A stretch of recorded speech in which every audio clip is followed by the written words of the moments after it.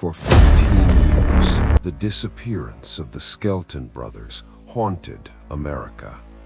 3 boys, Andrew, Alexander, and Tanner, vanished without a trace during Thanksgiving weekend in 2010. 3 sons, 3 innocent lives, gone. Their case became one of the most painful mysteries in modern American true crime. No one could understand how 3 children could disappear so completely, how no trace of them was ever found, and how one man, their father, held the key to the truth. Now, after a decade and a half of silence, confusion, and heartbreak, the case has finally cracked open, and their father, John Skelton, is officially charged. This is the full story, the detailed investigation, the psychological breakdown, the evidence, the timeline, and the shocking developments 15 years later. It was Thanksgiving weekend, November 2010. The boys were spending court-ordered visitation time with their father at his home in Morenci, Michigan. Their mother, Tanya Zuvers, expected to see them the next morning, bright-eyed, excited, full of stories. But that morning never came. John claimed he drove the boys somewhere safe, but he wouldn't say where. He wouldn't provide names. He refused to offer details. His story was vague, bizarre, and inconsistent, and detectives immediately sensed something was terribly wrong. The moment the boys were reported missing, an enormous search operation launched. Police officers, firefighters, helicopters, volunteers, cadaver dogs, entire counties joined the effort. Search teams combed woods, fields, rivers, abandoned homes, drainage pipes, and rural farmlands along the Michigan-Ohio border. But nothing appeared. Not a shoe, not a jacket, not a footprint. It was as if the boys had vanished into another world. As detectives interviewed John, his story kept changing. A mystery group had taken them. He was protecting them. He handed them to unknown individuals. No detail could be verified. No evidence supported his claims. And the investigators, hardened by years of tragedy, began to break emotionally. Many later admitted they believed the boys were gone, but without evidence, they were powerless. John was at the center of everything. He claimed he gave the boys to a secret organization that protects children. He claimed someone came to his house and took them. He claimed they were living somewhere safe. Detectives knew these claims weren't just unlikely, they were impossible. Phone records contradicted his timeline. Digital evidence contradicted his activities.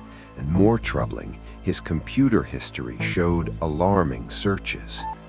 John seemed to be building a narrative, one that would delay investigators and confuse the story. But the mother, Tanya, had a feeling she feared to admit. The father knew exactly what happened, and the truth was darker than anyone imagined. Before we continue, don't forget to subscribe. It helps us keep telling real investigations that matter. Forensic psychologists were brought in to evaluate John. They found patterns of control, manipulation, obsession, emotional instability, a history of conflict and resentment during the custody battle. He had recently lost custody of the boys. He was desperate. He spiraled emotionally, and he believed that if he couldn't have the boys, neither could their mother. This chilling thought became the leading theory behind the disappearance. Police believed John intentionally hid or harmed his children as a final act of control. But without bodies, the case couldn't move forward. Over the next few years, dozens of searches were conducted. Woods in Ohio, farmlands near Morenci, abandoned structures, old wells and ravines, remote riverbanks. Local communities refused to give up. Annual searches continued. Every new tip reignited hope and heartbreak. Still nothing. The case grew cold, but investigators never forgot. In 2024, a breakthrough finally arrived. New evidence, withheld from earlier public releases, was examined again under updated forensic standards. Interviews were reanalyzed. Digital data was reinterpreted using advanced tools. Statements were compared against refreshed timelines. And suddenly, the inconsistencies grew too large to ignore. The evidence pointed in one direction. John's involvement was deeper, more deliberate, and more provable than ever before. And after 15 agonizing years, prosecutors filed formal charges against him. For the first time, the world felt the case might finally be moving towards justice.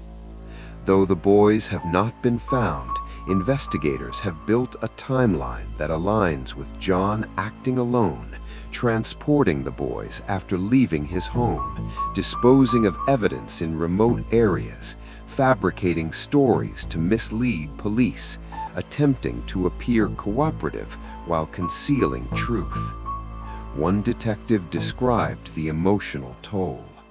Every time we searched, we hoped to find them alive, and every time it felt like losing them all over again. John refuses to reveal their location. He has never shown remorse.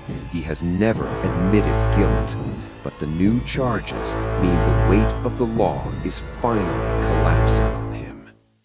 The Skelton brothers should have grown up.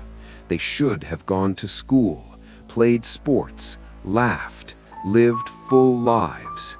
But instead, their story stands as one of America's most haunting reminders of how tragedy can hide behind the walls of a family home.